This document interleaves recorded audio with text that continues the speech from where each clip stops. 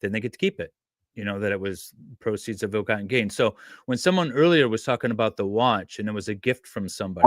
My check. I'm sorry. Okay. Oh, yeah, you're good. We got you. You're good.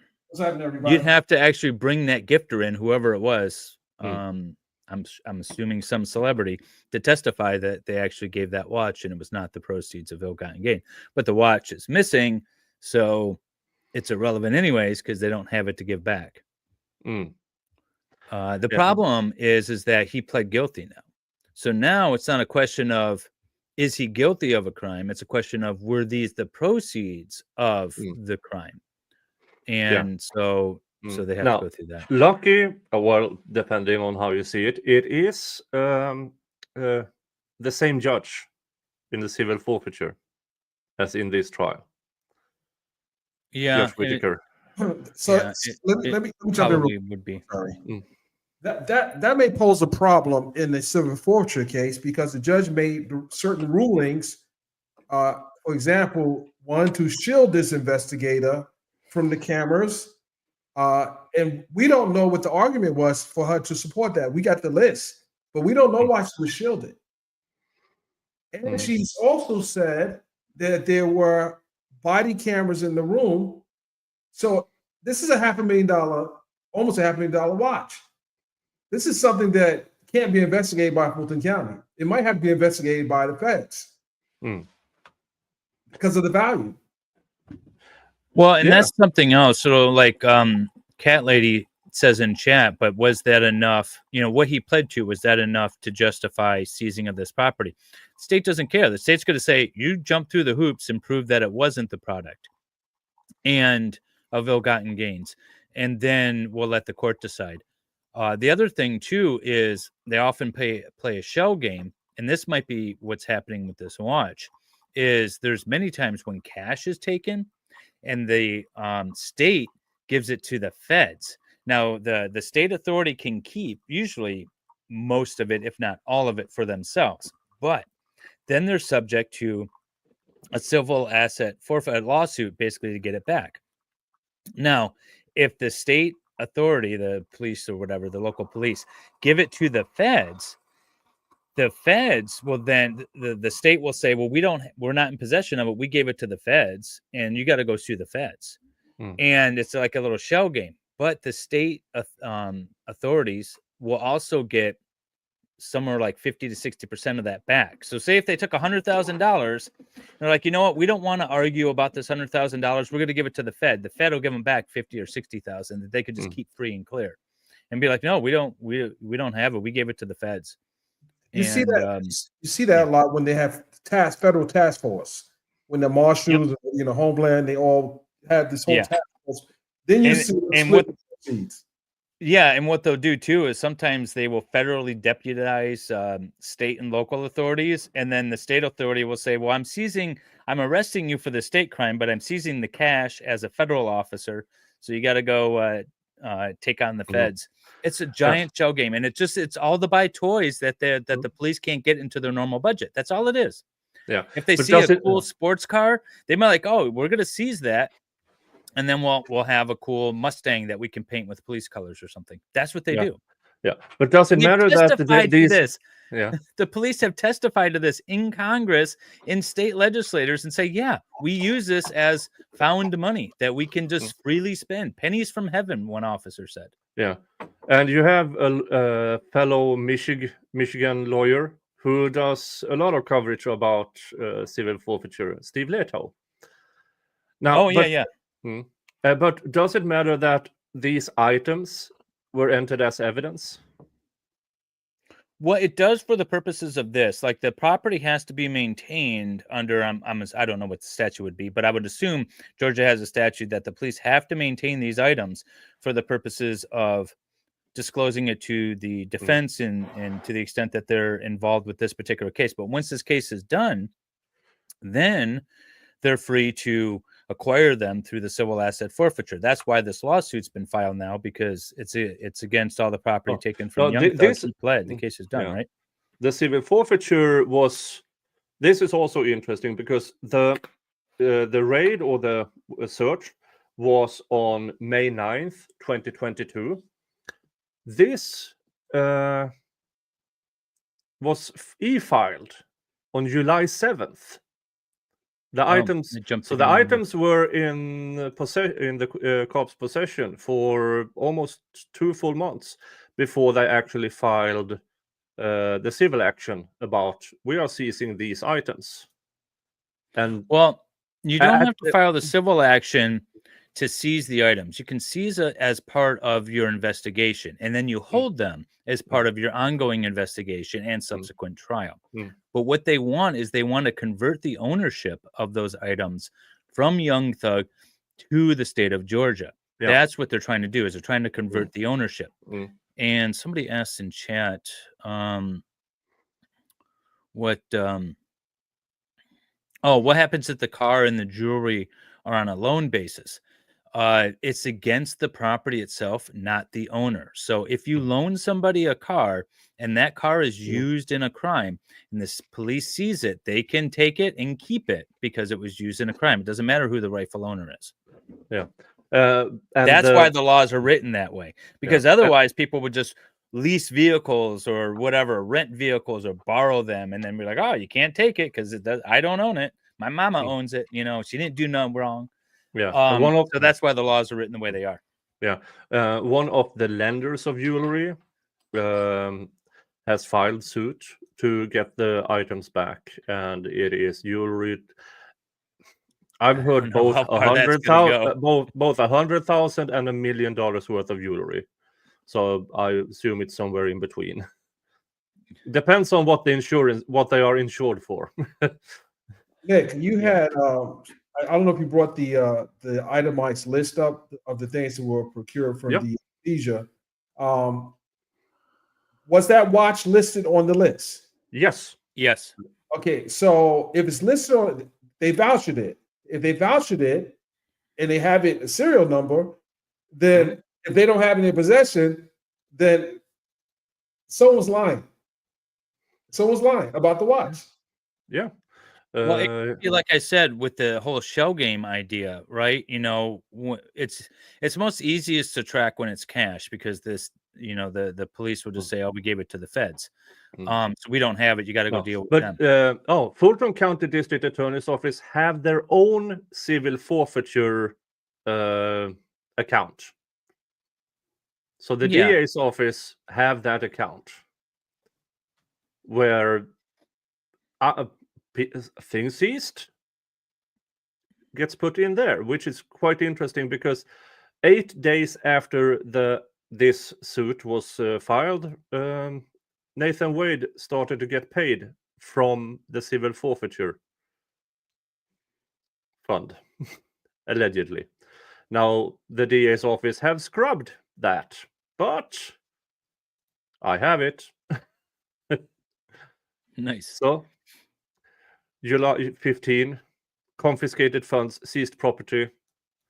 He was started to get paid 3 times 32, 34. Well, yeah, we know Wade has the watch. We know Wade has the watch. He got an early bonus. He got that cash that was seized is the same that Fanny keeps under her mattress, and she pays for all of her trips with. Because in cash from Mr. Williams' property was $149,600. Here, all of a sudden, Mr. Wade gets paid $103,000 right after they put in the paperwork for seizing it for civil forfeiture purposes.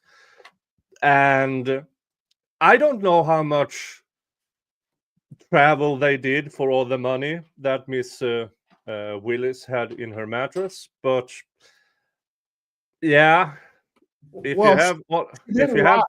she says she keeps cash on hand. Yeah, she says she keeps cash in her house. Yeah. Yep. We didn't ask her where she get the cash from, but she keeps it. You know, she said her dad tells her to keep money, keep a stash in the house. Well, yep.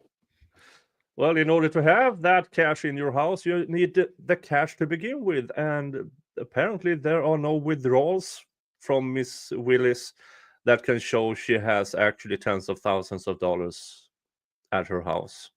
And I'm not saying that she took any money. I'm just saying that, you gotta, I always say follow the money. The follow the money will lead you to always follow the money. always follow the money. And even with this case, I didn't know until recently that all this was seized in the house. And then it makes you wonder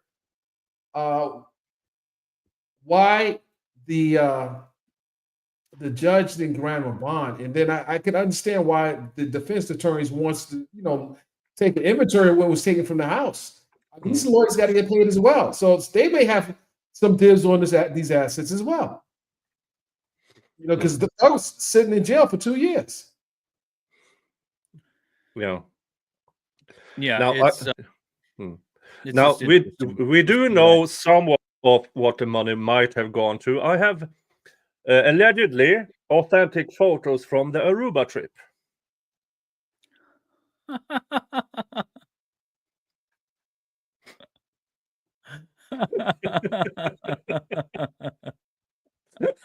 That's awesome. Who said it in the chat? Wade can't handle the strong woman, and Fanny's not making them a sandwich. Yeah, that's true.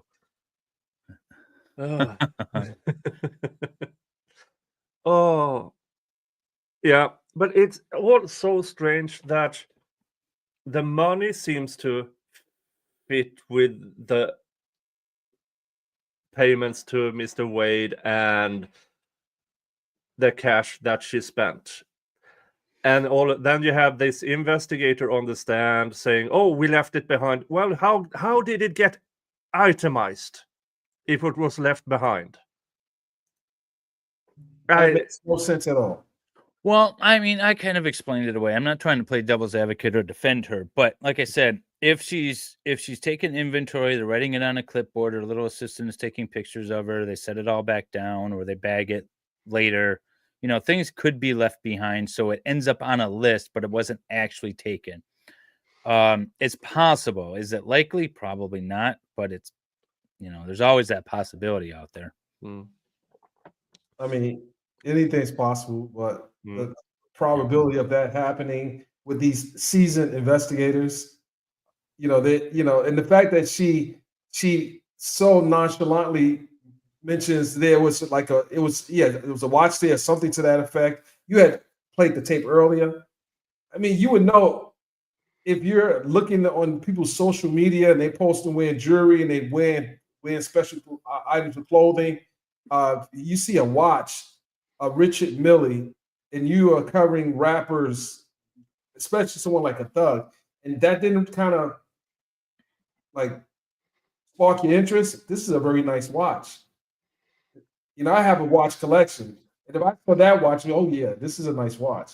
You might want to, Yeah, I mean, I have a tiny watch collection as well, but my watches are between maybe $100 and $500. I got an Apple Watch, and I got rid of the rest of mine. I didn't do that yet. I might have to because I'm with the Apple Watch. Yeah, I want to address this real quick. It says his no contest plea meant he is free from civil liability for those pleas. That is incorrect. The no contest plea means that his confession or his plea cannot be used against him in any civil suits, but it doesn't mean that he's free from them. He can still be sued for whatever, for wrongful death or for the civil asset forfeiture or whatever. The no contest plea does not shield him from that. It just says that you can't use his plea against him. Yeah, and by the jewelers that loaned him the jewelry, if they seize his assets, and for whatever reason they're able to keep him, the jeweler can sue him as well. He's artist working. So he's not. Yeah, the jeweler. Yeah, he's not immune for any lawsuits. I'm just starring a bunch of questions for you, Nick. Yeah, okay. Let's go through some. First of all, Tracy Fagan, she works in the HP Plus. I thought she was in charge of printers. No, Miss Vivorito is not in charge of printers. She is the coordinator between the DA's office and the gang unit, more or less. it's tailored for her in order so she can claim to in a court of law that she actually knows stuff. What, Dali? No, you changed your name. It's Ilya now. Yeah, it's Ilya. Nick, Ilya. why would you let Dave on with his antics? Because of his My antics. antics. Yeah, that's right. Hey, Dave. I was not a member when I started to your board. Oh, okay, let's see here. The demographics, we have talked about that. Oh yeah, we went through those. Where's body cam of hostile crowd of the Buckhead neighborhood driveway that makes APD so scared they leave watch for evidence team? I mean, yeah, to my knowledge, there are no body cam evidence of that crowd in evidence. There might be, but who cares? There are the SWAT team. You have investigators.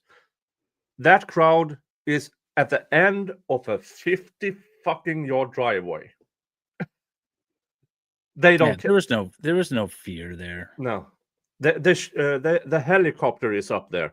If they don't Think care about Diddy's home. They took their time there. They found all the bottles of baby oil.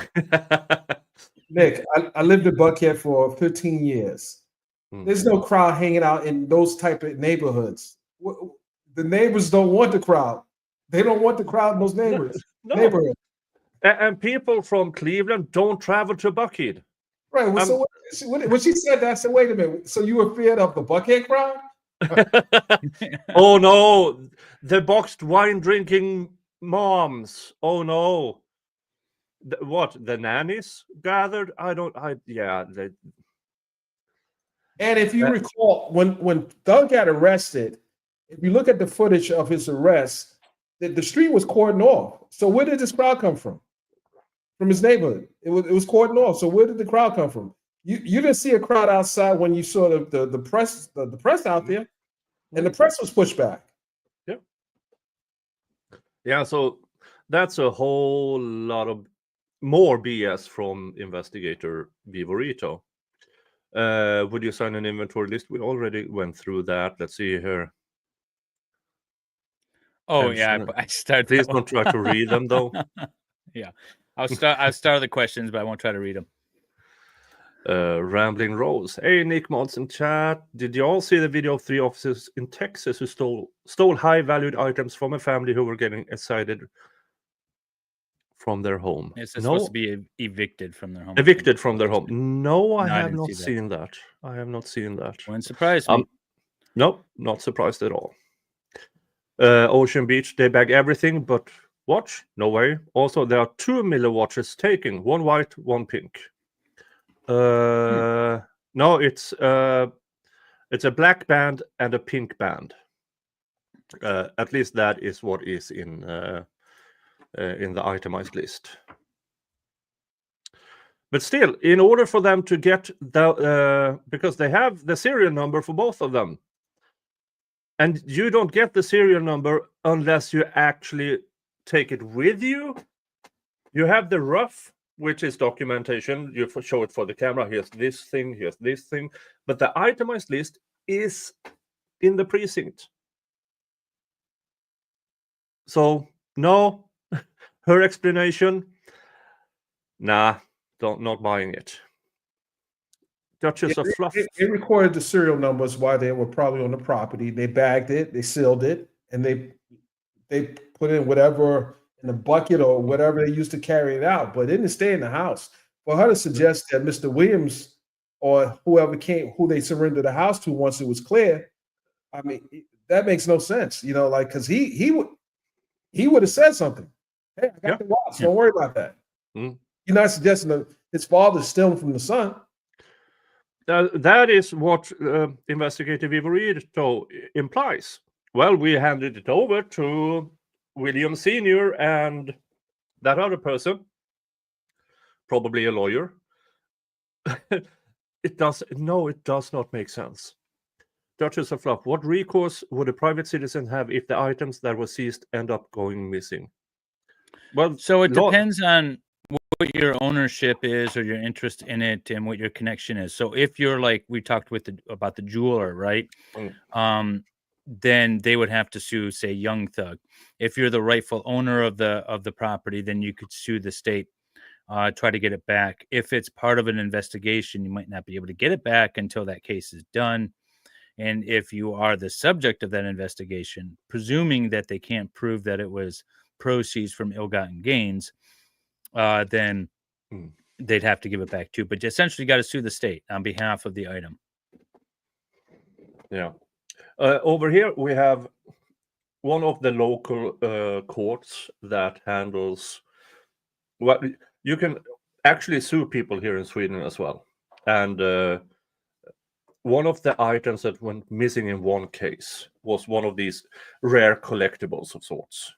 And the person who lost it, allegedly, was ordered to replace the item.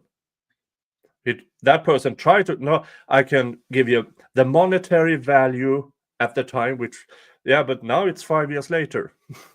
Yeah. Replace the item. So he had to go to find that replacement item. And yeah, that's the thing. It became really expensive. If you are in civil cases, like if someone steals something from you, we've done away with this whole suing on behalf of the item thing to get it back sort of thing in civil cases.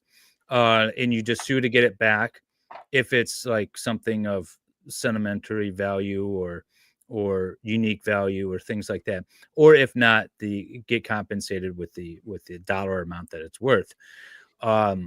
But they wrote the civil asset forfeiture statutes in a very specific way to go back to this old way of doing things where you actually have to sue the item. And it's because that way the rightful owner doesn't get a hand to play here. So it's just really bad. Ocean Beach, why are they not talking about 2 missing billiard watches? I don't think the other one is missing. If it were, they would have brought it up. But they are bringing this specific one up. There's only one missing. Is there another one missing as well? No, just one watch. Yeah, just one. And why do you think defense attorney Weinstein was, because she was questioned about the watch early on, and he brought it up again. I think he wants the jurors to think that, this is just my opinion, he wants the jurors to think that, well, if a watch goes missing, what else is yeah.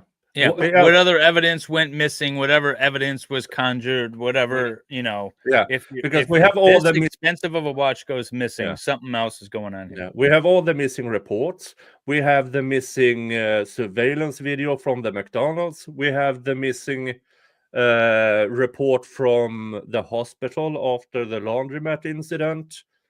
And we already know one where the prosecution claimed there is no surveillance video from the laundromat incident.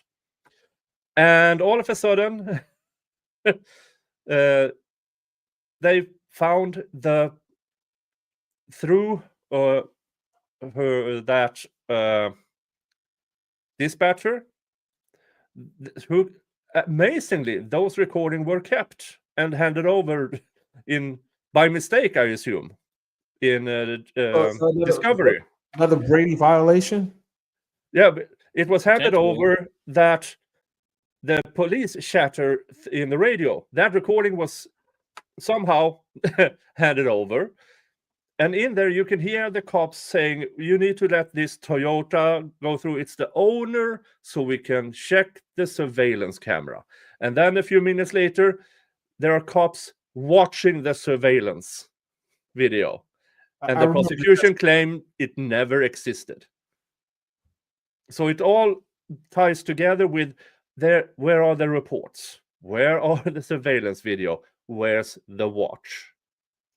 Let me actually guess a question. Is it uncommon in your experience that law enforcement investigators don't retain their notes of a case that they're still like this is an indictment that hadn't been well, this has been a case that has been going on for 9 years, approximately 9 years.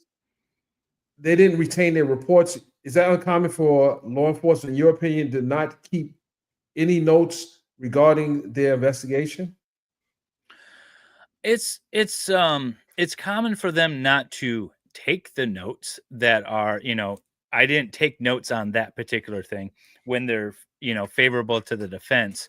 I haven't run across anything where the officers have said, "Oh, I took notes down, but I destroyed them, or I don't know where they are," or things like that. I didn't maintain them. We trashed them at the end of whatever. I haven't seen anything like that, largely because we've moved to now a computerized system where the officers sit in their car with a little laptop and they'll actually type it out. And every time they go in to put an entry, if the date and the time has changed, that's logged. Now, I have seen it where, like, oh, I didn't include that in my report, but not necessarily where the notes go missing or just get destroyed. I believe it was Detective Gaither who, after she wrote her report, she shreds the notes. That's well, first of all, so the notes are taken down by hand, is what she's saying? Huh. Well, I have actually seen a situation where an officer made a police report based off of going back and watching the body cam, and then the body cam went missing. That disappeared. So there are situations like that, but I don't know very many officers around here that take handwritten notes. Yeah. Malfunctioning body cams, we have heard there are a lot of cases of how did that malfunction right at the time where this beating happened? We don't know. It just malfunctioned. Yeah. Can the defense bring this up in court Monday, proving Viverito lied under oath?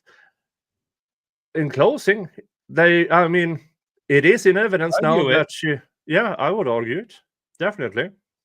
Because the itemized list, it's in evidence. The items are in evidence. And yeah, I would bring it up. Well, but not striking her testimony. That though, both the prosecution and the defense have rested. That part of the trial is over. So there's no striking of testimony. There's also a request to do it, and the judge denied it. So I don't know why you'd bring it up again. And the judge actually specifically said, like, you can argue it, but I'm not going to strike it.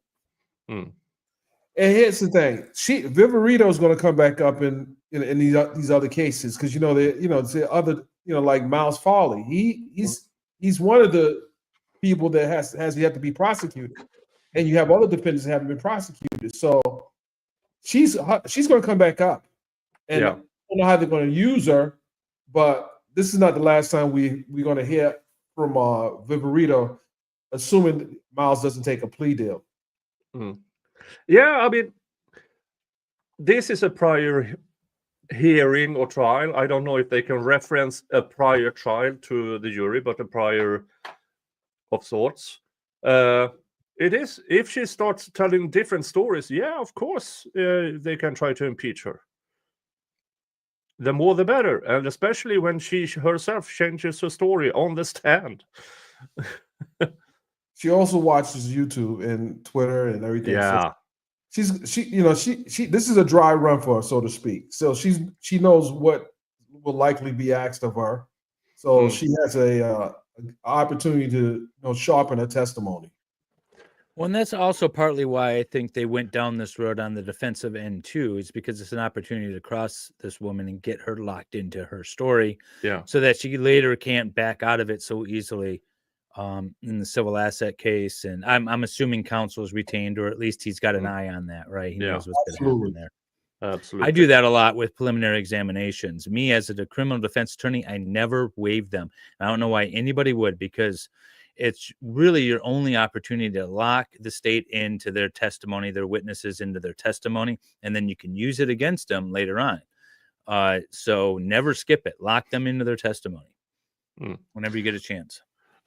Tracy Fagan, thank you. They never ran financials on Thug. How does that affect the civil suit if you can prove Rapp bought it or Drake bought it? The state doesn't care, people. The state doesn't care. They will say, oh, you got cash in your car? You're carrying cash through the airport? You've got watches and all this stuff? It must be from some ill-gotten gains. You want it back? Sue us. Or tell you what, we're going to sue you. And then you prove that it's not from ill-gotten gains. And so the state's not going to care. Yeah. Nick, could you please clarify for stream? You are talking about pink Drake watch. Yes, it's a white ceramic, the actual clock part with a pink band. That is what is missing. I don't know if there's also a white missing. All I see is the watch with pink band and a watch with a black band. I don't know about the third white Miller watch. Yeah, I don't. Michelle, thank you so much. It's interesting which payments the DS office pays in electronic form versus paper. Yes, it is. I agree. This is this is actually the checkbook data. So yeah, so Nathan Wade got paid via check.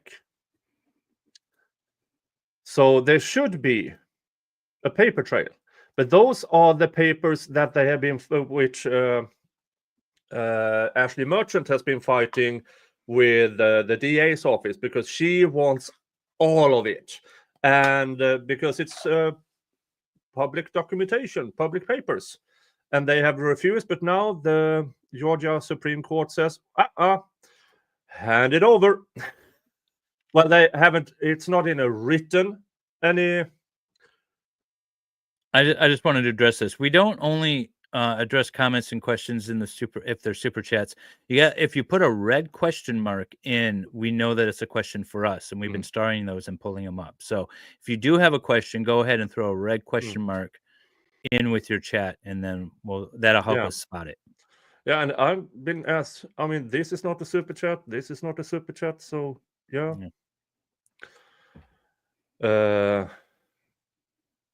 So this, what we are looking at here is the checkbook data, which,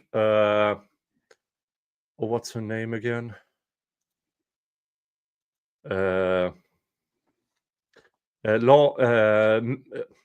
Attorney Megan Grouch, a Georgia attorney. She's been keeping tabs of this.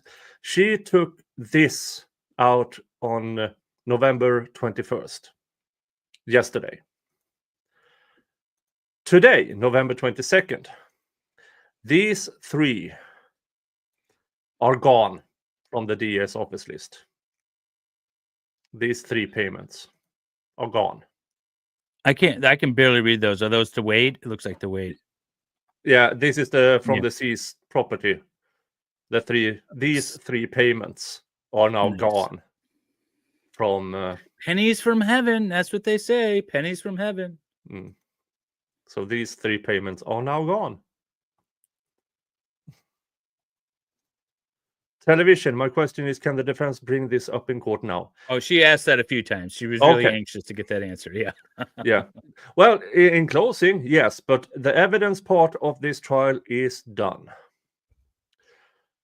Are there pictures on the list? Last Supper?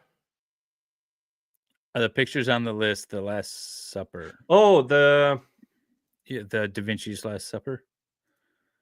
This one. I didn't see that. Be amazing if it was. Is it just like a bunch of rappers? I've seen that. You guys see the Last Supper with a bunch of rappers? Now, this is just the itemized list of the jewelry, firearms, cars, and cash. So no pictures. Okay. So no pictures. I do think Doug is going to get his cars back. This guy was worth millions when he went in. Yeah. So I don't know how they're going to justify nickel. Some guy selling $20 bag of marijuana, a very small ounce of marijuana. You can't even justify this. And oftentimes what happens, and I've dealt with this a lot, is that my clients will have whatever amount, put as many zeros behind it as you want to make it sound interesting. But say, the common guy that retains me has like $800, $1,000 on him, whatever. And then the police will come to me and they're like, hey, we want to do a civil asset forfeiture claim. But before we do that, how about this? Of that 800, we'll take 400. We'll give you 400 back. Good. And that's the kind of wheeling and dealing that happens every single day. So now the police just got $400, pennies from heaven. Whatever. They buy a helmet with it or throw a pizza party. I don't know. Whatever they do with it. But it's just theirs to use. Mm-hmm. Why would a gang investigator get a BBL? What's a BBL? I don't know what a BBL is. Somebody I knows. saw that. Well, that's plastic surgery, and that's alleged. The ass enlargement. Yeah. Well, everyone's got a type, right? It's not cheap, according to what I'm hearing. It's not a cheap process. So, well, I asked. Just go down to Home Depot, get some silicone caulk. I did ask the question on X about. Let's see here. What was the question I asked? How much can you pawn Richard Miller watch, and is it enough for a bad boob job and an ass enlargement that looks like two poodles wrestling in a bag of potato? That watch is out of the country. If it's not out of the country, that watch is not going to be sold in America. Someone's going to take a nice trip out of the country and sell that watch. This is a completely unrelated picture to what we are talking about.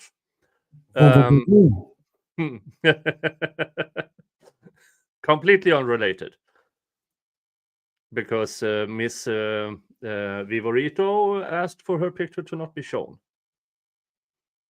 Too late for that. Oh, it's way too late for that.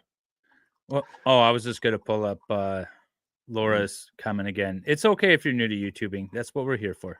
Yep. Will the other YSL cases be on Long Crime or streamed at all? I don't know. I have been bugging Kathy Russin for answers for quite some time, because I'm going to cover it some way or another, and hopefully, because now December 3rd, Judge Whittaker has scheduled a hearing with the remaining defendants, and I hope it will be broadcasted. Ocean Beach asks, will it be hard to get a seat in the courtroom on Monday? If you're not there early, you're not getting a seat, and that's closing arguments. Yeah. And seeing that the judge has removed my electronics, I'll treat this as I'm covering a federal case, pen and paper. She really didn't do much. I have photos on everybody. What's the most interesting comment you guys have heard in the courts or in the chat so far in this trial? Max told Woody, so he just created fictional character to finesse, and he said yes. Oh, the Mike and Little Quay. No, Little Quay and Little Mike. The So the funniest thing that I saw in this trial is where Young Thug copyright claimed their own trial through YouTube when they were playing some of their music. Yeah, the record. Yeah, but that's the record label. That's amazing. Yeah, that's on automatic. It's the record label that has that on automatic. But it was awesome. Yeah, but we got a couple of streams taken down because of it, but I won on appeal. So same here. I got struck, but it's fair use. The rules won't be slurred. But I afterwards, when they start playing music, I start adding my own proprietary music over that music. So I just thought that was amazing. That just it's like the headline: Young Thug copyright claims their own trial. It's just and the most fun. I mean, I think the 3 questions to Woody: how old are you? What grown? Can you elaborate on that? I'm an adult. Can you put numbers on that? I plead the 5th, and I almost died. Nick, I'm gonna have to say, Nick, is Abati blurting out careless business. I thought that was hilarious. Oh, I lost the camera. I said, wait a minute, because I didn't see that coming. no, I did not. I did not see the prosecutor blurting out because they're married. He'd been waiting for so long to yell that out. That was last week. I wasn't prepared for that one. I said, wait a minute. He's not going to say the judge is like, wait, what? Are you serious? Oh, did you see? Oh, I saw this on X. I had so much fun with this. Free Shannon Bumpus? Hey, I shot that picture. Yeah, you shot that picture. Free Shannon Bumpus. But I had nothing to do with that. No. Oh, that was amazing. Yeah, and here's the thing, folks. Both me, Dennis, we got that information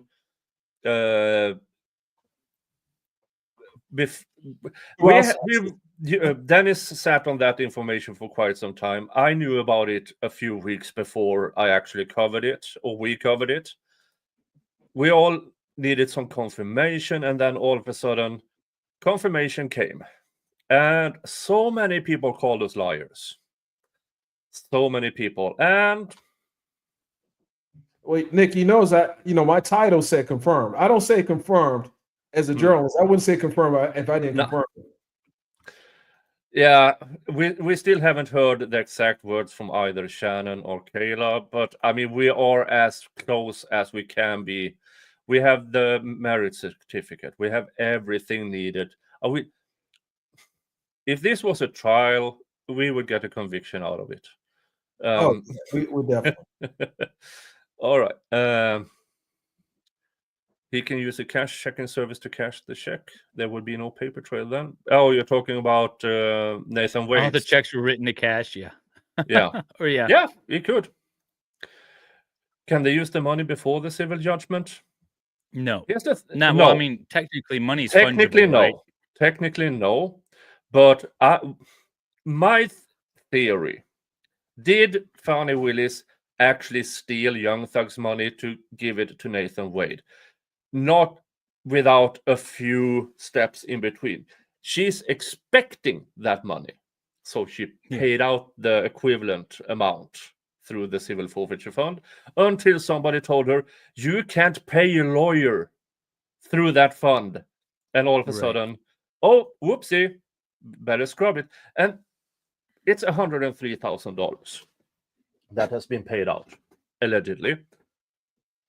Fannie Willis, in my opinion, has embezzled millions from the DA's office. Millions. You have over 2,000 grape kits that they got extra funds for that are still to this day not tested. Years later, after they got the funds for it. The funds for the youth center, a couple of million, gone. And no youth center. Millions are gone, people, from the DA's office. Where is it? And that is, yeah, we found RICO. And it's in the DA's office, in my opinion. I have to add a lot of "in my opinion" here. Please do.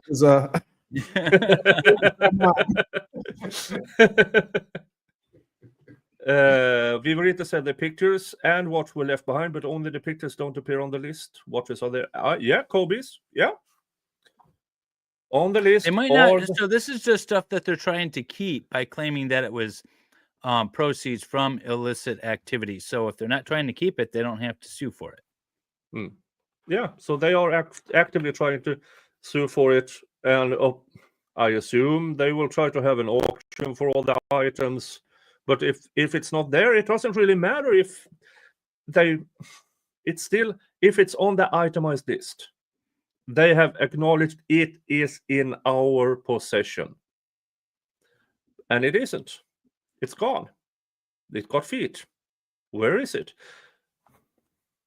And with that kind of money, as Dennis said before, the feds have to investigate it. I mean, it's a $500,000 watch And because it's missing, it is now report. They should report it stolen, and then who investigates that? Yeah. They got to open $500,000 or almost $500,000. Someone has to investigate it. Palmer, did the state ever claim how much illegal money YSL made as part of the organization? No. Which is interesting. Yeah, it's amazing because Mr. Williams, multi-millionaire, between 2016 and 2022, he was physically he was in Atlanta a combined month. Other than that, he was on tour. And everybody else is broke. Every damn interview, every damn phone call, every damn wiretap, everybody's broke and selling small amounts of drugs just to scrape by. And they made they put a lot of emphasis on the money counter, and I was saying, this guy is a touring artist to get paid in cash. Yeah. You know, your bag is in cash. Yeah, I mean, the merch on these venues are cash. Of course, he has cash.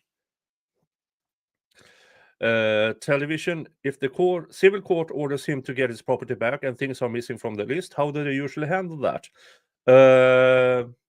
So again, the action is against the property, and if the property is not there, then there could be an additional action for, say, conversion or something like that, or maybe depending on Georgia law, I don't know what it says. It would just be the cash value. Yeah, and I agree with Here Comes Drama. No financial records whatsoever in this entire RICO. Yeah, it's wild because the central part is that everything happened in furtherance of the gang, and they alleged money was transferred, but not a single item of financial records. That is wow. Don't any funds that they take have to be officially taken before they can be spent by the state? Yes. Yeah. You need a judgment on this. Nick talked to a recovery addict about getting video through his Top Mark Media channel. Yeah. Well, he also has to have access to...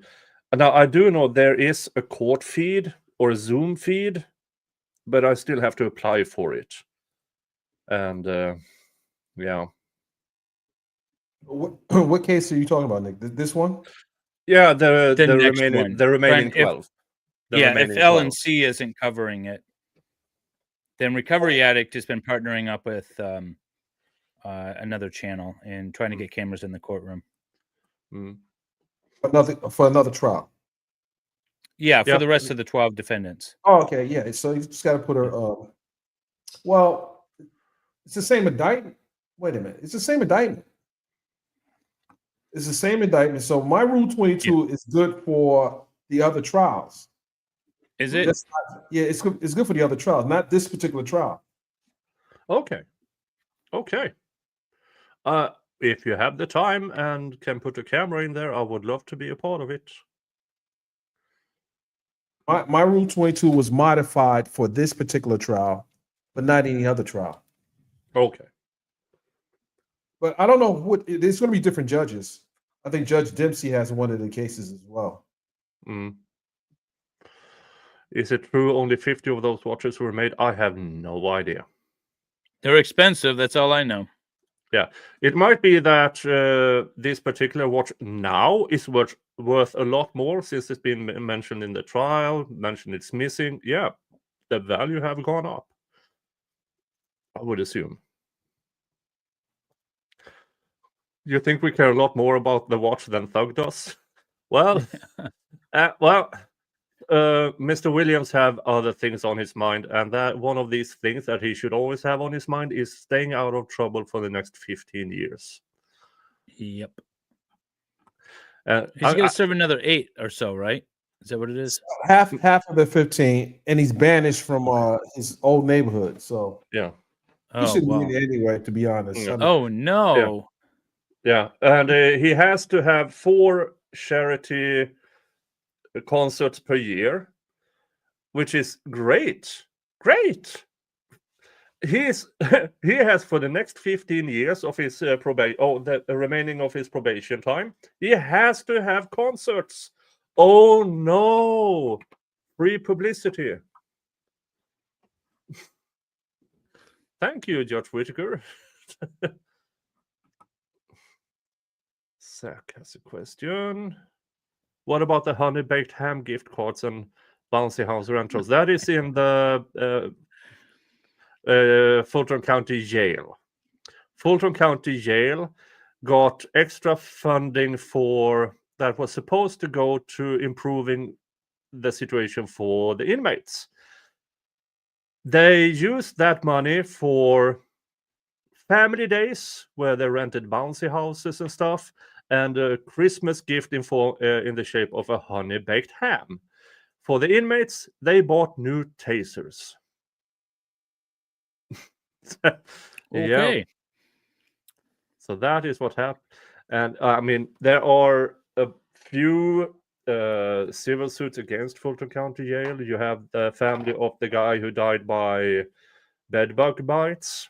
You have the Sean Kendall case that is still ongoing. Nick, I'm going to be dropping probably tomorrow the footage from the protests at the jail. Ah, nice. Got some good footage of them confronting the protesters. Who confronted the protesters? The sheriff. Well, one of the sheriffs confronted the protesters yesterday. Oh, we need to see In that. what way? Did he bump chest? Did he like the chest He bump got thing? close, but he saw my camera. I got close, so he had a few words with him. I hadn't even looked. I love when cops push out their chest with their bulletproof vest. You know, it makes them look bigger, and then they back up. Oddly enough, that never happens to me. No, happens to me like every week. Yeah, but you're What kind of like, life you living, Nick? Yeah, you're like 4'9", so.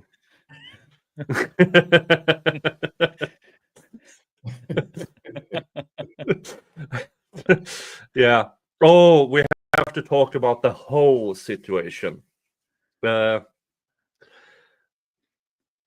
Viverito, in the break between the cross-examination and the redirect, confronted Kayla Bumpus with something of the sort of, "This is the last time you called me a hoe." Yeah. And here's the thing. At that time, Kayla never been on stream saying the word hoe about Miss Viverito. She had said it on phone that Viverito was a hoe. So does that mean that Kayla's phone is wiretapped, or that the person she called was wiretapped? And how did Viverito find out? And how the fuck can she be so stupid that she... Yeah. Who did she tell it to, and who's that person talking to? That's my first thought. So Kayla said on her live that in the hallway, when Viverito was going back before she went back into the courtroom, that Viverito said to her that this will be the last time you call me a hoe.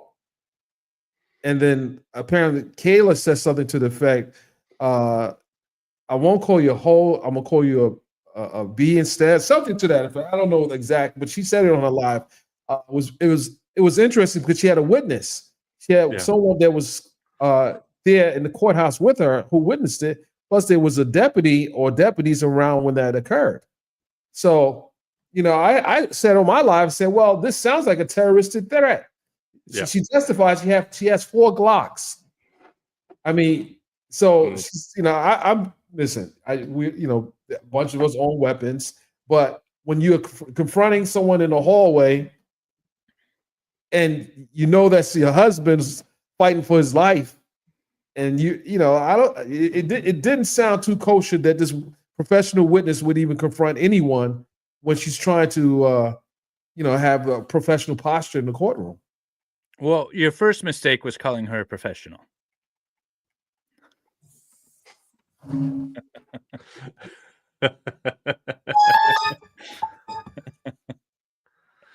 Oh, that's all I'm going to say about that. Yeah. Well, Miss Viverita, we know you are listening in on different streams and stuff. It's getting close to December, and I change a bit for December. I become Santa Claus. And let me say this, Miss Viverito. You might be a ho, ho, ho, says Santa Claus. I'm having way too much fun with this. You're not even drinking. No, I'm not. Should I? Should I bring up the Wheel of Regrets, folks? Oh. Put Well, up if a you one do, I'm in going to the have to chat. shut the stream down. Is it all alcohol this time? No. Put a 1 in the chat if you want this to turn, if you want to see the Wheel of Regrets. There was a question about where has Love been? There was a question posed earlier about any insider information about why Love hasn't been there. I didn't realize she wasn't there. Do we know what happened to her? Abaji took lead, because he's the most senior. He apparently took lead, and I think maybe she's not in the court for PR reasons. She's been dressed down by the judge on a couple of occasions, and it definitely didn't look. I don't feel too bad because the way the judge dressed her down was just, and I wasn't too cool with the judge doing that. While I was. I loved every minute of it. Yeah, I get it, but when she turned it on me, I'm like, whoa. I'm Team Love now. Yeah. One thing is, she's been admonished by the judge, and on a few occasions, even it's been obvious, even in front of the jury, even if she's been careful. And then Fannie Willis writes this letter. Oh, we have full confidence in you and your abilities, and you will never get fired, and this and that. And then she's gone. And I've been doing labor law for over 30 years. I've seen hundreds of those letters, followed by a foot in the arse. Mm-hmm. Yeah. So, did you guys see that Kayla confirmed that? Yeah. We did talk about that earlier. There's no conflict there, if that's what you were getting at. But it's the same side of the V. Oftentimes, if people violate probation, right, then the probation officer gets on the stand and testifies why they violated probation, and they could have information about other crimes too. There's nothing wrong there. Now, the big issue here, I believe, is that Fannie Willis was Mondo's defense attorney. And YSL Mondo, who is self-confessed a founder of YSL, but never was charged with anything. Is not charged with anything in this. Nothing. Do we know who the prosecutors are that are going to handle the next trial? I would assume it's the same ones. I mean, this is a team after this disaster of one. Yeah, it's probably gonna be the same prosecutors. Yeah. They know the case, Hilton and Love. That's where Love's at. She's prepping for the next trial. Oh God, I think Love's on vacation. She needs it. Oh, she'll be, she'll pop ahead in there if there's a conviction. My question is, do you think Fannie Willis will show up for closing arguments? No. And will the other attorneys, she's not going anywhere near it. And what about the other attorneys? Do you think Brian Steele, Keith Adams, and the Infinity team, will they show up for the closing arguments as a sign of support? I would, but that's just me. I don't know them personally. I would. I'd want to be there for the closing arguments if I was them. Yeah, and I do believe it's the rest of the defendants are probably better off since it is Judge Whittaker, not Judge Glanville. look at all the plea deals that mostly have been probation or very, very limited time. And so that tells me what she thinks of, or the actual, where is the severity of the alleged crimes. Directed verdicts. I knew that I felt strongly that Mr. Kendricks was going to get a directed verdict just based on where the firearms was found and where the drugs were found, and him not living in the house. And the judge was asking questions that suggested that she was leaning more towards a directed verdict on those counts. But the most serious ones, like the murder, she's going to send that to the jurors. Let the jurors deal with that one. I don't know who this person is. Do you guys want to answer this question? Why wasn't Page recused as a witness in Sledge revocation? I don't know what this is. A witness in Sledge's revocation?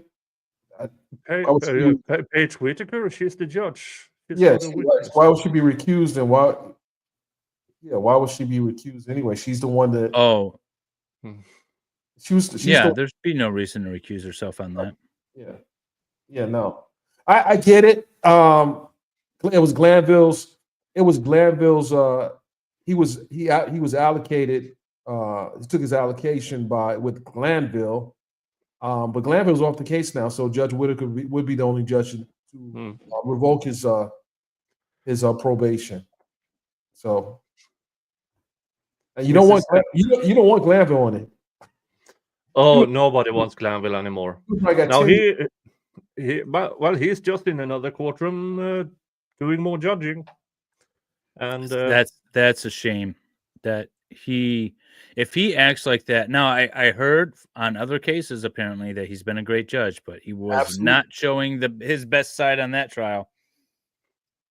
It's sometimes when you watch the early part of the trial and you look at the way Whitaker is handling the case, it's like night and day. Glanville was going hard against the defense, and Whitaker's going hard against the prosecution. So it's like night and day. And I don't know. But in reality, it should be hard on the state, right? That's the system that we have set up. And somehow we've got it twisted around where it's now hard on the defense. Criminal defense attorneys are always the bad guy. You never believe them. Everyone who's charged is guilty. You're guilty until you prove yourself innocent. That's not the system we have. Everything is supposed to be tough against the state. Absolutely. And no one should be sitting there crying tears for the state. Well, just think about how these lawyers were treated by Glanville, right? Getting writing assignments, getting arrested for having their own prescription medicine. Judge was really treating these lawyers who's trying to fight for their clients, in my opinion, unfairly. Like you have someone who's barely getting paid on the case, and you want him to buy lunch for everybody? Yeah.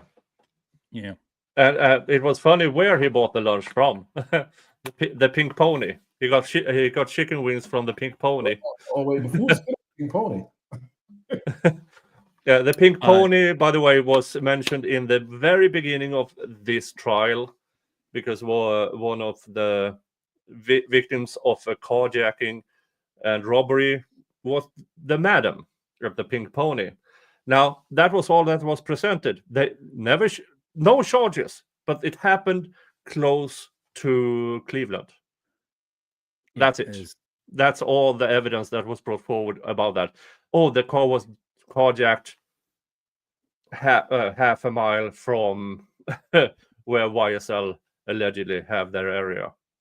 I'm not that far from Detroit. Can you imagine the things that go on, around me within, a few miles of me in any given day?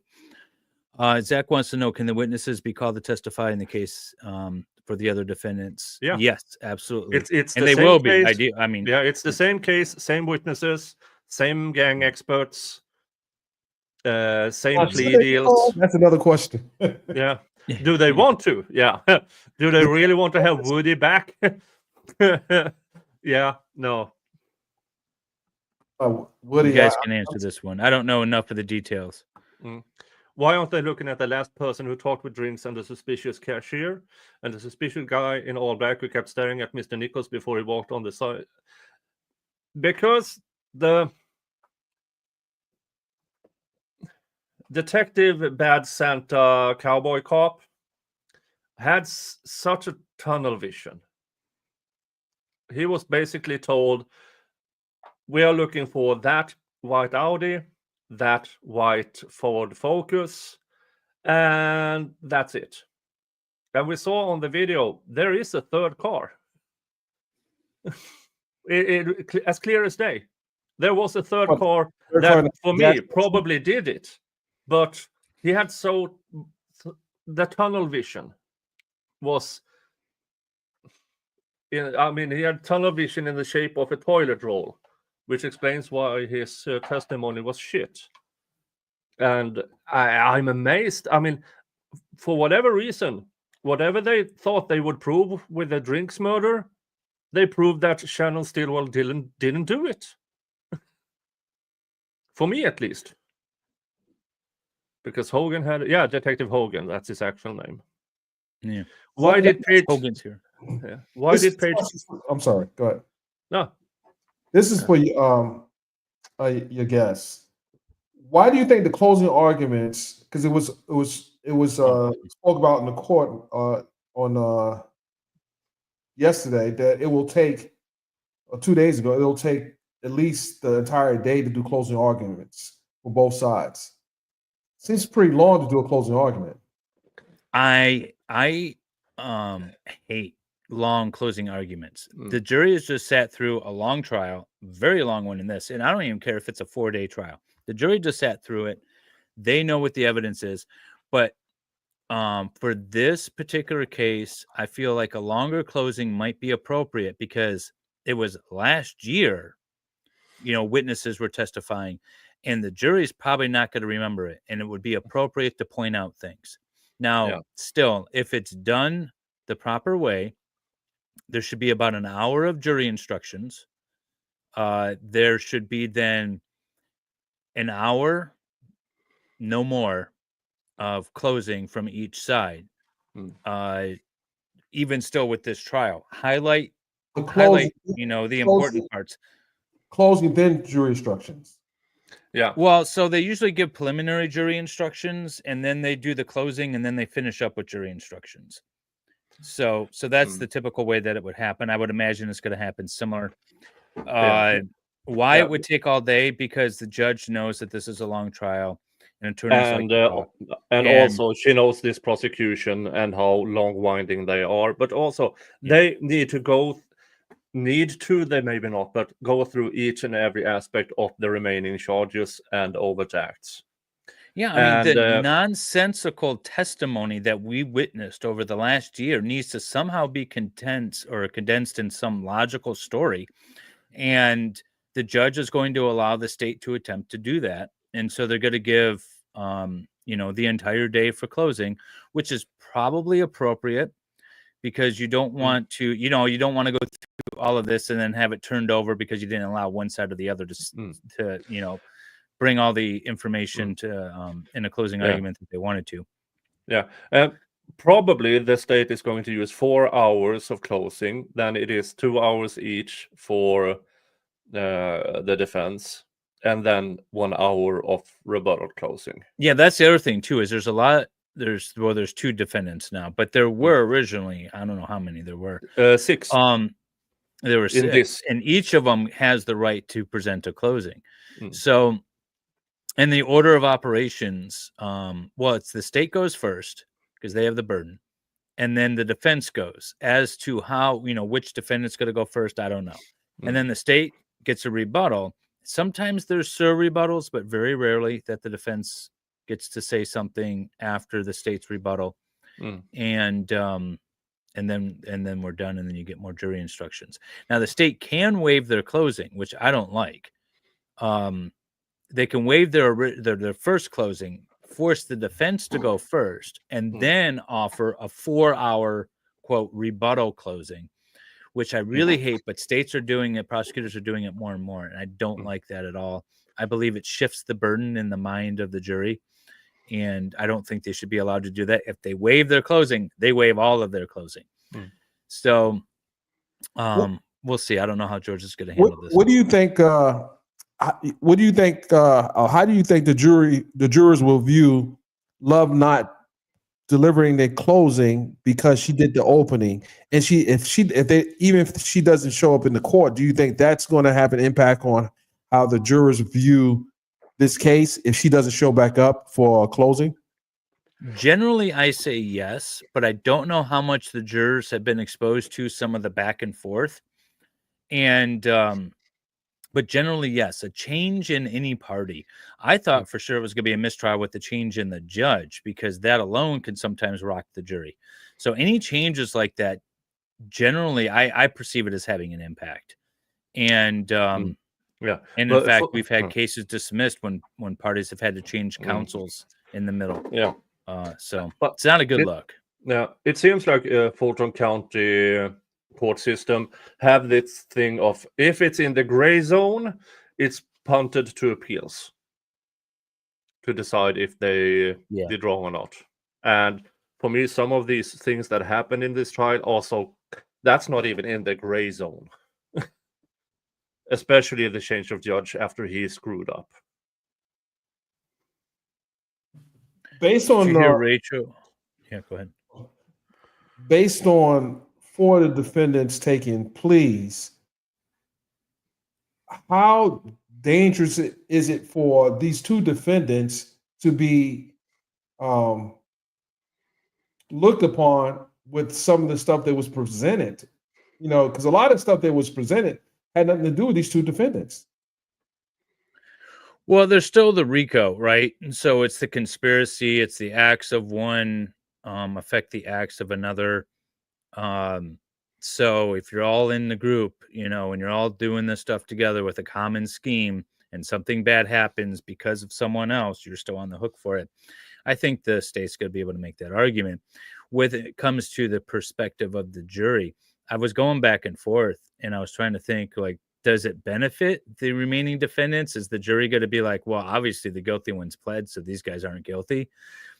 Are they going to come in with that sort of mindset, or are they going to come up with, these are the 2 real assholes that just don't want to admit what they actually did, and obviously everyone else was guilty because they pled. So it's going to be some effort by the defense to really shake the jury away from, or shake the jury free from the idea that these guys are connected. They're just going to have to handle like any other case. The state wasn't able to connect the dots, wasn't able to prove all the elements. You're going to have to acquit. And I think they should be focused on that and not so much concerned with the defendants that have been dismissed. Shannon Sue, does Shannon have 1 or 2 murder charges? 2. He has been charged but not indicted for the Donovan Thomas murder since 2015. So he's been out on bail or in prison since then. He was out on bail, and then he caught another case. What, it was a gun case? Yeah. So of the 2 remaining, I think Mr. Stilwell has the greater risk of conviction. Mr. Nichols, there's barely anything left of his charges that is actually addressing him directly. Mr. Kendricks. Mr. Kendricks, yeah. So yeah, 3 directed verdicts, and so he's basically only have the RICO charge to beat. So I think it will be, because now Mr. Weinstein can really focus on that. Just saying, this is what's left, the RICO. Here's Mr. Nichols. And then move on. For Mr. Stilwell, for Mr. Shard, he has a lot of work, because he does have a bunch of charges in this indictment against him. But the investigators are so crap. And one of the jurors, juror number 56, Yeah. But he wrote a letter to the judge saying, by the presentation of the state, I will have a hard time not being biased against the evidence. But the judge allowed him to stay, which she could have easily just yeeted him, but she chose to have him in there for some reason. And I don't know her reason, but I'm happy he's there. It tells, Interested, even whatever the outcome of this case is, I want to know what some of these jurors thought about this. I mean, what they thought about this case. Yeah. Hopefully, I get an opportunity to talk to some of them because I see them coming in and out, but obviously I don't speak to them. But hopefully, I get a chance to talk to some of them. At the conclusion, and just to get their thoughts on how did what do they think about the case? There's so many questions for the jurors because they sat through this. They sat through this for 2 years. Yeah. And even though they got at least 2 occasions where they could have just, I can't see past this. You have the judge getting yeeted. You have Woody's testimony, and then Detective Dennis' testimony. Can you see past this? And everybody just, we can. I would have been out of there as soon as humanly possible. Can you see past this? Nope. Get me home. John C. It is obvious that Fulton County is corrupt. What agency can drop the hammer on them? The FBI or the Department? The FBI could, or the Attorney General. Well, the State Attorney General. Now, how about the soon-to-be Attorney General of the United States, Ms. Pondy? The Department of Justice could as well, for sure. But sometimes the states or the feds kind of step back and they're like, listen, if you're not like doing something that violates federal law, like on its nose, we're gonna let states handle this. Well, I think President-elect Trump has some business he needs to handle when he takes office. That's true. I forgot about that. Yeah, he does maybe have a target on Fulton County a little bit and Fanny. So I just dropped that posted note. Ashley, what about if it's a hung jury? Shannon has a speedy trial. I don't think he has one. I think the only one in this trial that had a speedy trial was Mr. Williams. A hung jury has nothing to do with well, you can address that, Counselor. Well, yeah. I mean, so if it's a hung jury, there's going to be, I don't know what Georgia law is, but there's going to be a certain fixed amount of time in which they're going to have to bring new indictments. And then since it's a new indictment, I believe, no, maybe not. Would they be able to invoke a speedy trial at that point? If they waived it on the prior indictment, they might be able to, but I'm not sure. Yeah. When it comes, I do believe, I mean, I know that in the Trump case with Judge McAfee, in order, if that becomes a mistrial of sorts, then they work with, it's really strange, some sort of the court system has, I believe, 4 quarters of the year, and in order for this, the terms, terms, and so we are talking about within 60 days, I believe it is, that the jury has to be sworn in. Not they start the jury selection, but the jury is sworn in within 60 days, and in this case, that's kind of hard. And still, one thing that they shouldn't count in, but they might count in, is the cost. Now, this trial and the 11 others, that's already funded.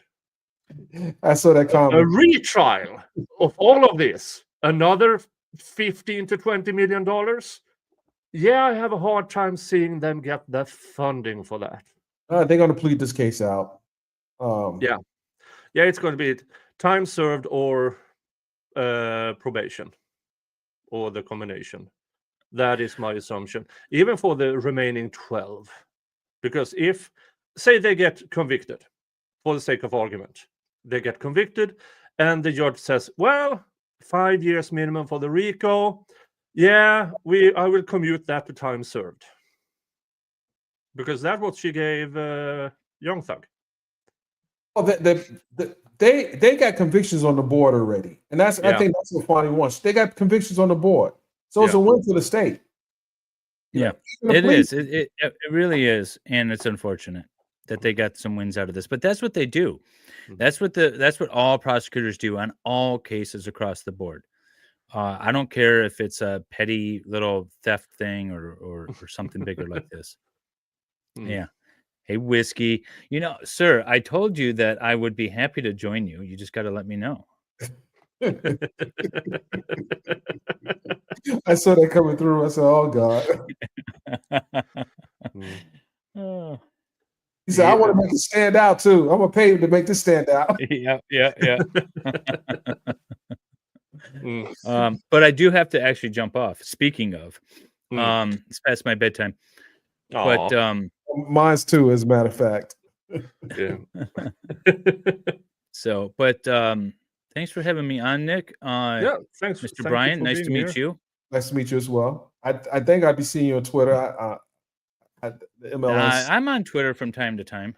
Okay. Oh, and then Monday is the closing, right? Monday's the closing. Okay. All right. Do you think we'll have a verdict before the holidays? Yes. I'm hoping for an OJ jury, 4 hours and then not guilty. If it comes back the same day, then I don't think they have a conviction. I don't think they're gonna have a conviction. If it comes back the same day, I think it's gonna be a not guilty. Usually a short one is a short deliberation means guilty. In this case, I have to agree. I think that will be the other way around. The longer they sit means they have an issue, or somebody wants to convict. Yeah, but they're definitely going to get a conviction before the holidays. The jury's not going to want to come back. They already spent a year on this. They've got Christmas coming up after that. They're going to get a verdict before the holiday. I once went, oh my God, on Good Friday before Easter, we sent the verdict. We sent the jury out to deliberate. That was the worst day because they came back in like 20 minutes. Oh, and they were like, "We're done with this case. We're done." And they found the fastest, easiest way out, and just to go home. So what was the verdict? No cause of action. It was a civil case. I was plaintiff, and so all they had to do was check one box and be done. But if they wanted to, award my client some money, they had to go through a whole checklist. Right. And they just found the easiest way, and we're out. Sending a jury back right before a holiday is tough. They're gonna come back with a quick verdict, whether it's guilty or not guilty. It's not gonna be hung, most likely. I mean, I could be wrong, but do you feel because they sat so long, they owe one or the other side the outcome that they owe one or the other side the outcome that they're looking for? Do you think they'd be more favorable to the defense than the prosecution because it lasts so long? And the defense didn't put on a case. In this one, they didn't put on a case. They just cross-examined. I think so. Jurors most of the time make up their decision right with opening statements. Now, I don't remember the opening statements in this case, but what I do know is since the opening statements up through 4 months ago, the judge was so in favor of the state, and the jury saw that all the way through. Mm-hmm. So I think this is going to be a conviction. If I was a betting man, I believe the jury made up their mind with opening statements, and then it was just reinforced throughout the majority of this trial. And even though they, the defense might have made some headway since then with this new judge and everything, and not putting on a defense, I'm going to go with guilty. Final answer. I'm actually the pendulum is swinging the other way for me, and I think that jurors' time has been wasted. They've lost probably loved ones during these 2 years. They've lost time with their families, and they're going to find someone to blame for that. Then they sat there, and the four defendants that were there are not there anymore, and the main one is gone. And they sat for all this, and they don't know what the outcome is. Yeah. But they don't, it's psychological too, that they want to sit there and think. Again, we're all talking about them not considering the facts and the evidence, right? Mm-hmm. So if we're going with like gut instincts and feelings and emotions, which should not be taken into consideration, but often are, are we going to say, we sat here for an entire year for nothing and acquit, or are we going to say that this was worth something too? So we got convictions. I don't know. Yeah, I want to talk to the jurors at whatever the outcome is. Yeah. Right. Yeah. So, all right, gentlemen. Yeah. I'm sorry. Yeah. No, my prediction, if I should say any prediction, is Mr. Nichols might have the better chance of acquittal. Not Kendricks. Sorry, Kendricks. Damn, I mess up the names. But one thing that wasn't in this trial, which is Bruce opening statement. Bruce Harvey's opening statement, because he deferred his opening statement until after the state's case in chief. And then his client pled out. Right. Yeah. I would have loved to, because Bruce Harvey is a legend. He wears his heart on the sleeve. He's been in actual fist fights with prosecution in the past. Yeah. And I would have loved to hear his opening So statement. Nick, what's the prediction before your guest leaves? What's your prediction? Guilty or not guilty? My prediction is Mr. Kendrick have a better chance of an acquittal. He's talking like a politician. Give us guilty or not guilty. Man. Yeah, but probably for both of them, I do believe the RICO will stick. Oh, and that's so good. It's time. I don't want it to be, but I'm trying to be realistic. I'm just saying, not no good, but that's a lot of time. They get 5 to 20. Yeah. So, but looking into how the plea deals worked, it's more 5 than 20. No, I don't know. They went the distance, and when you go the distance with a judge and you're found guilty, you're going to get towards the higher end than the lesser. But the judge determines the sentence, not the jury. Yeah. This judge is. Yeah. This judge gave. I don't know how this judge is with sentencing. It'll be interesting. She gave. Montel got 5 years for not keeping his acknowledgments. So. Yep. So yeah. All right. So my prediction is the RICO stick, but not the murder charges. Which is interesting, because if the murder charges doesn't stick, then they have to be within the statute of limitations for the other ones. Well, the overt acts. Right. And some of those might have, because if the murder doesn't stick, then the statute of limitations of the murder is gone. Then they have to go by the statute, in my opinion. But Georgia RICO allows a 5-year, so between May 10th, 2017 and May 9th, 2022, the jury needs to be unanimous on one overt act in order for the RICO charge to stick. But they have to be unanimous on the pattern. Yeah, on the pattern. So, the Georgia RICO is beyond repair. Beyond repair.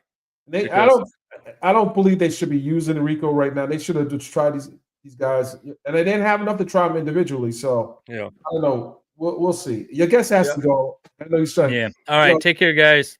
See you, chat. Okay. Thanks for having me. All right, now Thank see you you. soon. All right. I know he was trying to slip through the back door. Oh. Well, we'll see what happens. We'll see what happens.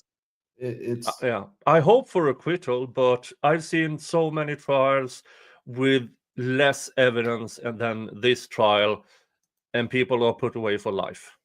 Yeah. I've seen, the Zachariah Anderson trial, and then, in my opinion, the Delphi trial. It's not even do I believe they are guilty? I just didn't get to beyond reasonable doubt. No, I believe there was zero evidence put forward for guilt. So what my opinion is, did they do it? Didn't they do it? Doesn't really matter. Did the prosecution prove it? And in both those cases, in my opinion, the prosecution didn't even present evidence enough for me to believe they actually did it.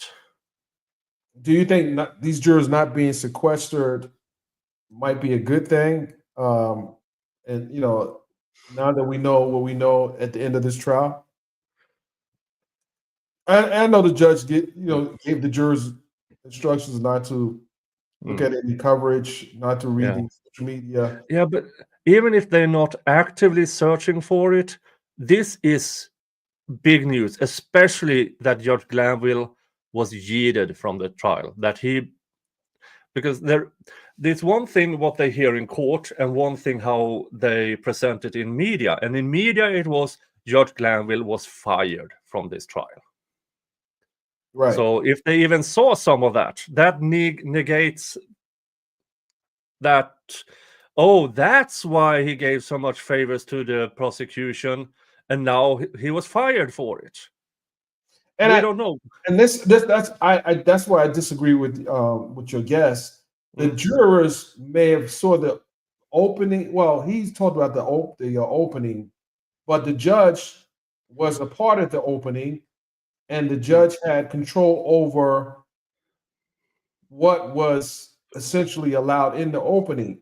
And the jurors were able to see how this judge handled this case to the point where it got transferred over to Whitaker. So the jurors might disregard the things that the judge was ruling in favor of the prosecution, because he's not. If you know someone just got fired, this person got fired from the job, and you're there as his replacement, you're not going to look too kindly on the rules that he put in place versus the next person in charge. Yeah. And all of a sudden they see this new judge with completely different rulings. Yeah, they might draw the reference. Oh, that previous judge was that bad? Oh. So yeah. But it's so hard to predict anything. I'm hoping for the best, but we have to prepare for the worst. Yeah. I mean, it's very possible that Shannon Stillwell goes away for both murders. It is a possibility, even though we saw no actual evidence for it. I don't think he's going to be found guilty on the murders. It's too much ambiguous evidence that was presented that points to other people. Yeah, I agree. I agree. Other people's name, but I'm sorry, my nose. Yeah. Sometimes you get this running nose. Yeah, right. Yeah. So it could be anyone. They haven't really proven that. Well, the only evidence that I really heard was the GPS location and how he was at a location moments before he was killed. Yeah, but he already had said, "Yeah, I was there on the drinks and on the Donovan." Right, and that may be a problem. Yeah, that may be a problem. Yeah, but we just have to wait and see. And Monday is the Monday closing argument starts. ends probably Tuesday. Tuesday, the final of the closing arguments, and then jury instructions. That the jury instructions, but what about all the curative instructions that Judge Glanville punted forward? Well, when are those going to be brought up? Well, that's been hashed out. Whatever's going to be in the jury instructions, they've hashed that out already. I think Monday they just got to go with verdict forms. Yeah, but in my opinion, you can't un-F a cluster F. You really can't. No, you can't. And this entire trial has been one giant cluster F. This should be taught in law schools on how not to. Do you know exactly when anybody was killed? What kind of question? Well, yeah, they have it on camera. Right. Both. So, yeah. Right. We have a date. I don't have the date in front of me, but they pointed out the date that. Yeah, nobody disputes Donovan and Mr. Drinks was killed. Right. That's not an issue. Right. It's who did it. And I don't care what that Infinity expert says. That light-colored car in the drive-by shooting was not an Infinity. I don't care what the experts say. And if you all go back to when the Donovan Thomas was litigated in May and June, I said it from the very start. That's not an Infinity. It's the wrong grill. Even in the blurry photo, it's the wrong grill. What year was that again? The Infinity was 2016. 2016. Yeah. No, wait. Donovan Thomas was 2015, so 2014 Infinity. It's the wrong grill. Yeah. But that apparently. So I think your question was, after all this time talking about it, let's see, but after all this time, okay, you brought it, okay. Do you remember when it happened? Well, the Donovan Thomas was in January of 2015, right. And the Drinks was in March of January. No, the other way around. The Donovan Thomas was in March of 2015. Jesus Christ.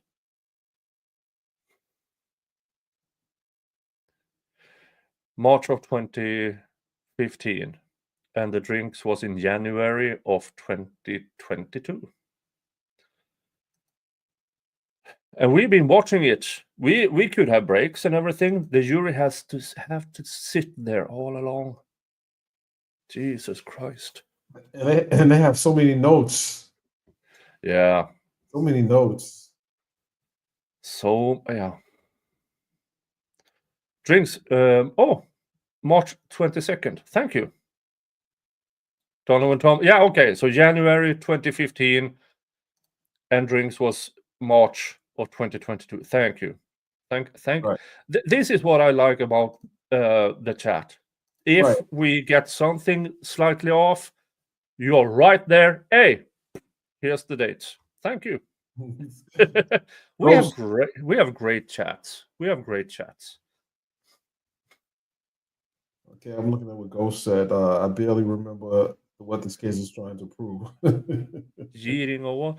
This case, in my opinion, is one of the RICO cases that Fannie Willis brought for. She was going to portray herself as the queen of RICO trials in order to get first to Attorney General of Georgia and then climb the political ladder.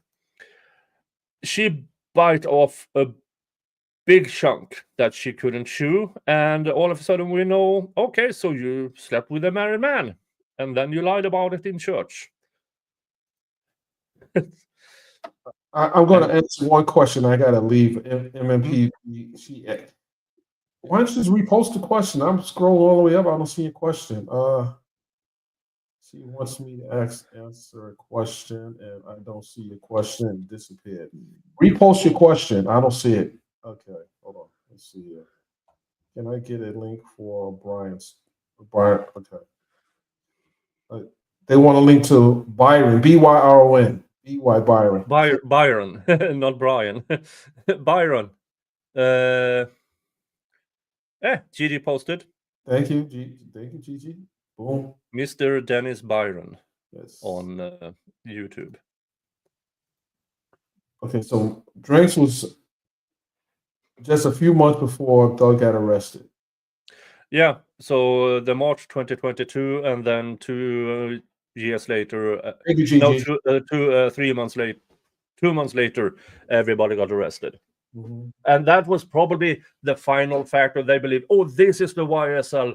Now let's go on with it, and they made it into RICO. Right. So more things happened after Paul Howard, the former district attorney, left office. Yeah. Okay. Okay. I'll repeat. Hold on. Yeah. Copy and paste. Copy and paste. Yeah. Copy and paste. Yeah. Copy and paste, or just click it in the chat. Oh, that was posted in my chat. Yeah. Yeah. I can. You got it. Yeah. Oh, here it is. Okay. I'll just leave it up.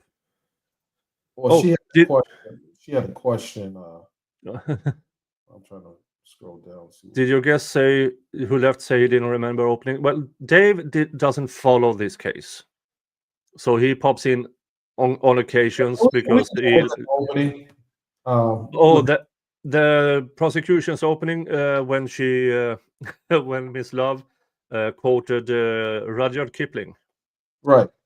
I'm still her opening quote by Rudyard Kipling. So here's a question. I couldn't make that opening statement, quoting the Jungle Book. I would be so cancelled. I would be so and Rudyard Kipling is one of the biggest racists who ever walked this planet. So yeah. Nick, so MNPD asks Kayla had her today 5-year-old daughter on camera today. That looks like Shannon. Nah. You know, I'm not touching that one. We done did the marriage. We did the marriage thing. I'm leaving the rest. The rest is history. Protect Kayla Bumpus. Yeah. Protect her because Viverito sounded big mad. She sounded big mad.